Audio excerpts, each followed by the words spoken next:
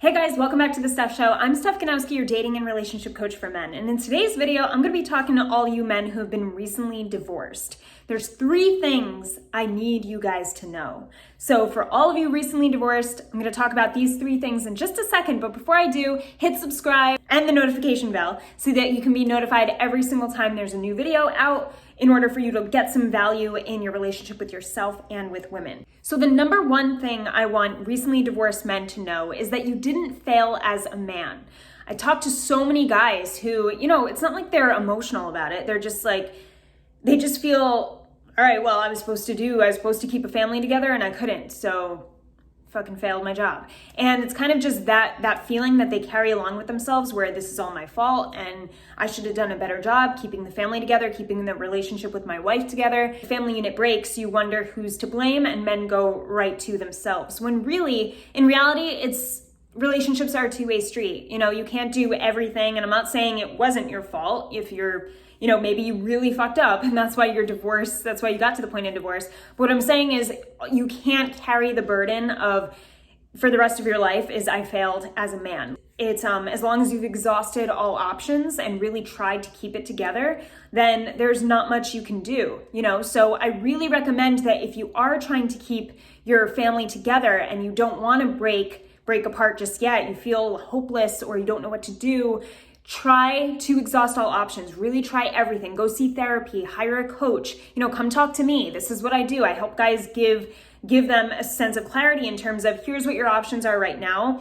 What steps do you want to take? What looks most enticing to you in order to progress in your life and feel good about yourself as a man and good about what you can do for your family as much as possible before maybe ending the relationship with your wife. The second thing I want all recently divorced men to know is you want to take time before your next relationship. So after you've been divorced, a lot of guys will feel like they have to fill this void or this gap. The worst thing to do is to right away put someone in place of your ex-wife, because it doesn't allow you to sit back and analyze, okay, well, what happened with my past relationship that led me to divorce, that led us to getting divorced? What was it? What was it about me? What was it about my wife?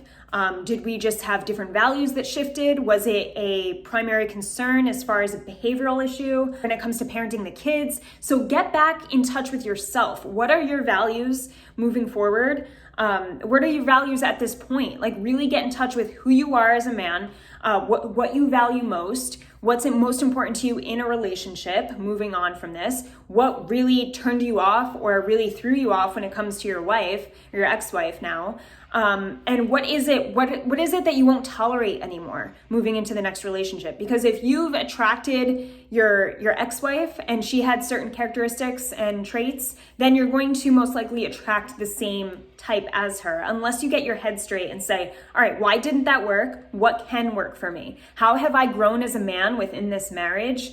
And what does that mean? What has that changed in terms of my attraction or in terms of my values or what's most important to me, in order to find a partner that most likely matches that, so that I don't fall into attracting the same exact type of woman and having the same problems. Okay, so it's good to self-analyze a little bit for at least 3 to 6 months. You want to take time for yourself to get to know yourself a little better, especially after being with a partner. It's really eye-opening to sit back and say, okay, well, now I'm on my own again. Where am I in my life? Where do I want to go? Who do I want to be? And also getting some feedback. Like I said, go see a therapist, go hire a coach, just to get that outside perspective of who you are and what you want. It's really helpful to have someone else look in on it with you and help you understand yourself a little bit better than maybe you think you do. And the third thing I want to tell recently divorced men is to set realistic expectations for dating in the future. A lot of people have this thought process of diving in way too deep, or having these expectations of, all right, I'm going to start dating a woman in the next month and we're going to be serious. And you play these stories in your head. We all do this shit. But you play this story in your head, and then if you go out to a bar and you approach someone and she says she doesn't want to talk to you, then it's so much more damaging than if you were to set yourself up for success and feel good about that approach and most likely do it again. So what I'm saying is set yourself up for success in the dating world moving forward after your divorce. Do as much as you can to set yourself up for success, because this will make you feel like, all right, I got this. I'm back in the dating world. It's really not as hard as I thought it'd be, because it's really not, guys. And your brain is able to adapt to the new style of dating. However, if you've gone 20 years without dating because you've been with your ex and now you're freaking out, your brain will adapt. You'll learn, you'll grow. Hire a dating coach. Talk to me. I'll give you some quick advice. Give yourself a goal that's very attainable, that's not predicated on the other person's response. So what I mean by this is if you tell yourself, all right, if I go out tonight and I approach 2 women and say something to them based on our mutual environment or what we're doing in the moment or, what she's doing, and I do that regardless of what she says back to me, I've succeeded tonight. I took a step. I took a leap of faith. It was a risk. I did something out of my comfort zone. That's good enough for me. That would mean I'm successful tonight. And then you do it. And then it's not, like I said, it's not predicated on the outcome of what she has to say, because you can't control that. So you really want to, setting yourself up for success puts you in the place of understanding what you can control and basing your success on things that only you can control. Okay, because you can't control what she says back to you. You don't know how she's gonna look at you or talk to you. And like I said, the more feeling of success you can get in your body when it relates to dating, especially after a bad breakup, the easier it will be to stay on track and keep going and keep trying things and keep expanding your comfort zone and feel good about the dating world, feel good about yourself as a man, feel like you're attractive, feel like you got this, because you do. It's really not, it's not that hard. It's just repetition. You have to keep going because dating is a numbers game. Playing with numbers here, and rejection is a big part of that.